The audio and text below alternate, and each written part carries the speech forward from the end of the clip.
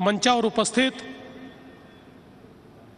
विधान परिषदेतील विरोधी पक्षनेते विनोदजी तावडे, रिपब्लिकन पार्टीचे राष्ट्रीय अध्यक्ष आदरणीय आठवले साहेब,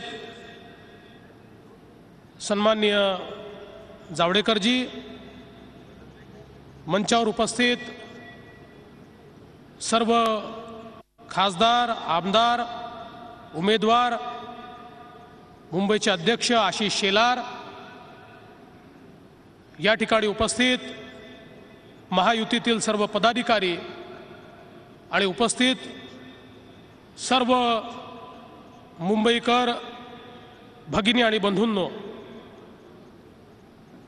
माननीय मोदीजी थोड्याच वेळात या ठिकाणी येणार आहेत आणि आपण सर्व लोक त्यांचे विचार ऐकण्याकरता या ठिकाणी उत्सुक आहात। खरं म्हणजे महाराष्ट्रामधली ही निवडणूक एक वेगळ्या प्रकारची निवडणूक आहे। मला अलीकडच्या काळात पत्रकार विचारतात की भारतीय जनता पार्टी स्वतःच्या भरोशावर निवडणूक लढतेय, तुम्हाला यातनं आव्हान वाटत नाही का? मी पत्रकारांना सांगतो, हे आव्हान नाही आहे, ही संधी आहे आणि ती संधी केवळ भारतीय जनता पक्षाकरता नाही आहे, महाराष्ट्राकरता आहे। कारण महाराष्ट्राला, या महाराष्ट्रामध्ये आता 3 पायाची शर्यत नको आहे। भारतीय जनता पार्टीच्या नेतृत्वामध्ये आमच्या सगळ्या मित्रांना सोबत घेऊन एका पक्षाचं सरकार जे वेगानं धावू शकेल, जे मोदीजींसोबत धावू शकेल, अशा प्रकारचं सरकार जनतेला हवं आहे। आणि म्हणून आव्हान नाही आहे, संधी आहे आणि जनतेला संधी कशी वापरायची ते योग्य प्रकारे समजतं। खरं म्हणजे आज भारतीय जनता पक्षानं नारा दिला, छत्रपतींचा आशीर्वाद, चला देऊ मोदींना साथ। हा आम्ही नारा दिल्याबरोबर अनेकांच्या पोटात दुखायला लागलं। छत्रपती शिवाजींचं नाव हे आम्ही घेतल्याबरोबर लोकांच्या पोटामध्ये का दुखतं? अरे, छत्रपती शिवाजी महाराज आमच्या रक्तामध्ये आहेत। जन्मापासून मृत्यूपर्यंत ज्यांना आम्ही दैवत मानतो ते छत्रपती शिवाजी महाराज आहेत। आणि काही लोकांना जर असं वाटत असेल की छत्रपती शिवाजी महाराज त्यांची प्रायव्हेट प्रॉपर्टी आहे, तर विसरून जा, छत्रपती शिवाजी महाराज अखिल हिंदुस्थानाचे आराध्य दैवत आहे, ती कोणाचीही प्रायव्हेट प्रॉपर्टी नाही। आता प्रश्न विचारायला लागले लोक की तुम्ही कधीतरी शिवजयंती साजरी केली का? बंधू भगिनींनो, त्यांना कदाचित माहिती नाही, शासकीय कार्यक्रमामध्ये नाही, शिवजयंतीच्या कार्यक्रमामध्ये सगळ्यात पहिल्यांदा शिवनेरीवर जाऊन शिवजयंती साजरी करणारे कोण? ते नरेंद्र भाई मोदी। हे त्या ठिकाणी 2000 साली शिवनेरीवर गेले होते। माननीय गडकरीजी गेले होते, मी गेलो होतो, तावडेजी गेले होते। आम्ही सगळे लोक शिवजयंती साजरी करतो, पण शिवजयंती साजरी केल्याचं भांडवल आम्ही करत नाही। याचं कारण शिवजयंती साजरी करणं हे काही लोकांना दाखवण्याकरता नसतं, ते मनातनं असावं लागतं। शिवाजी महाराज जगावे लागतात। खरं म्हणजे शिवजयंती साजरी केली होती का हा प्रश्न ज्यावेळेस विचारला जातो त्यावेळेस मला एकच गोष्ट सांगायची आहे। नरेंद्र भाई मोदींनी ज्याचा उल्लेख आमच्या विनोदजी तावडेंनी केला की मोदीजींनी ज्यावेळी रायगडावर समाधी समोर त्या ठिकाणी ध्यान केलं आणि ते ध्यान केल्यानंतर आपल्या भाषणामध्ये नरेंद्र भाईंनी हे सांगितलं, या देशाचं राज्य मला कसं चालवायचं आहे? तर मोदीजी म्हणाले, या देशाचं राज्य ज्या प्रकारे छत्रपती शिवाजी महाराजांनी राज्य चालवलं तसं मला या देशाचं राज्य चालवायचं आहे।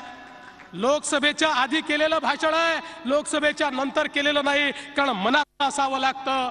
आणि मोदीजी म्हणाले, शिवाजी महाराजांना केवळ लढवय्या राजा म्हणून बघू नका, ज्या प्रकारे शिवाजी महाराजांनी प्रशासन चालवलं, ज्या प्रकारे त्यांनी नौदल तयार केलं, ज्या प्रकारे सुरक्षेची व्यवस्था केली, ज्या प्रकारे महिलांची सुरक्षा केली, ज्या प्रकारे रोजगार त्यांनी दिला, ज्या प्रकारे शेतकऱ्यांकरता त्यांनी वेगवेगळ्या व्यवस्था केल्या, ज्या प्रकारचं पाण्याचं नियोजन केलं, त्या प्रशासनाकडे लक्ष द्या।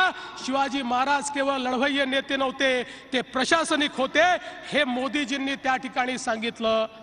आणि म्हणून मला एकच गोष्ट या ठिकाणी सांगायची आहे, शिवाजी महाराजांचं वारसदार होण्याकरता शिवजयंती साजरी करून वारसदार होता येत नाही।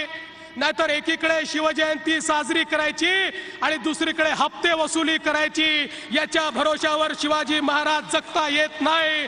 दुर्दैव आहे या मुंबईचं आणि MMR रिजनचं की केवळ 4 निर्णय बाबांना करायचे होते। एक कमिटी तयार केली, त्या कमिटीने काय काय निर्णय करायचा ते देखील सांगितलं। 3 वर्ष त्या फाईलवर बाबा तुम्ही सहीच करू शकले नाही आणि त्यामुळे मोफत मिळणारं एकही घर हे तुम्हाला प्राप्त झालं नाही।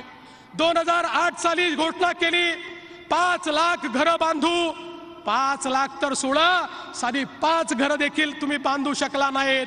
आणि या ठिकाणी सांगता मुंबई महाराष्ट्र माझा पहिला, अरे कशाचा पहिला महाराष्ट्र?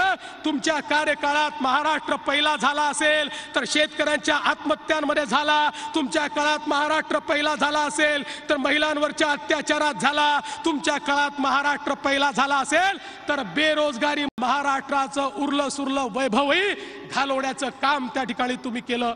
आणि म्हणून आम्ही निर्णय केलाय या मुंबईमध्ये, या MMR रिजन मध्ये मोठ्या प्रमाणात आपल्याला अफोर्डेबल हाऊसिंग तयार करायचं आहे, त्याची योजना आम्ही तयार केली आहे। आणि मला विश्वास आहे की पुढच्या काळामध्ये या मुंबईमध्ये खूप मोठ्या प्रमाणात घरांची निर्मिती आम्ही करू शकू, कारण त्याच्याकरता जे निर्णय घेण्याची क्षमता हवी ती निर्णय क्षमता आमच्याकडे आहे। आमच्या हाताला लकवा मारत नाही, जनहिताचे निर्णय येतात त्यावेळी आमचे हात वेगानं चालतात आणि म्हणून तो निर्णय देखील आम्ही करून दाखवू। एवढंच नाही तर या मुंबईमध्ये ट्रान्स हार्बर लिंक आहे, जावडेकर साहेब, ट्रान्स हार्बर लिंक 3 वेळा टेंडर झालं, कोणी टेंडर भरत नाही। का भरत नाही? कारण या सरकारने, केंद्रातही यांचं सरकार, राज्यातही यांचं सरकार, पण त्याच्यावर पर्यावरणाची मान्यताच यांनी आणली नाही। आणि त्यामुळे ज्याला टेंडर भरायचं त्याला माहिती आहे मी टेंडर घेऊन घेईल आणि मंजुरी जर आली नाही तर माझे पैसेही वाया जातील आणि माझ्या नावावर ते काम त्या ठिकाणी चढून राहील। मी तुम्हाला विनंती करतो जावडेकर साहेब, आपलं सरकार येणार आहे आणि आपलं सरकार आल्यानंतर 3 महिन्याच्या आत आम्हाला पर्यावरणाची मंजुरी द्या।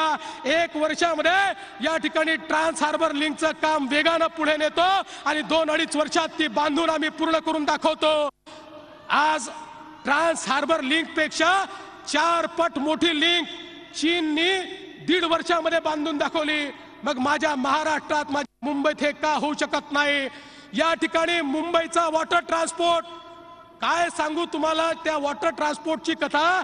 1999 पासून 2014 सालापर्यंत 5 वेगवेगळे कन्सल्टंट त्याच्यावर बसवले, 5 कन्सल्टंटचे रिपोर्ट्स आले, 5 कन्सल्टंटचे रिपोर्ट आल्यानंतर प्रत्येक वेळी टेंडर बोलवायचं आणि मग ते टेंडर मान्य करायचं नाही। याचं कारण मुंबईचं वॉटर ट्रान्सपोर्ट होऊ शकलं नाही, याचं एकमेव कारण आहे कोणीतरी विवेक्षित व्यक्ती नजरेसमोर ठेवून जेव्हा टेंडर काढलं जातं की यालाच द्यायचं आहे आणि त्याच्या पाठीमागची भूमिका मुंबईतल्या सामान्य माणसाला वॉटर ट्रान्सपोर्टने नेण्याची नाही आहे। त्या माध्यमातनं मुंबईच्या किनाऱ्यावर बिल्डिंगी कशा उभ्या करता येतील, त्या माध्यमातनं रिअल इस्टेट स्कॅम कसं तयार करता येईल, अशा प्रकारचे आराखडे तयार केल्यामुळे आज या ठिकाणी वॉटर ट्रान्सपोर्ट देता आलेलं नाही।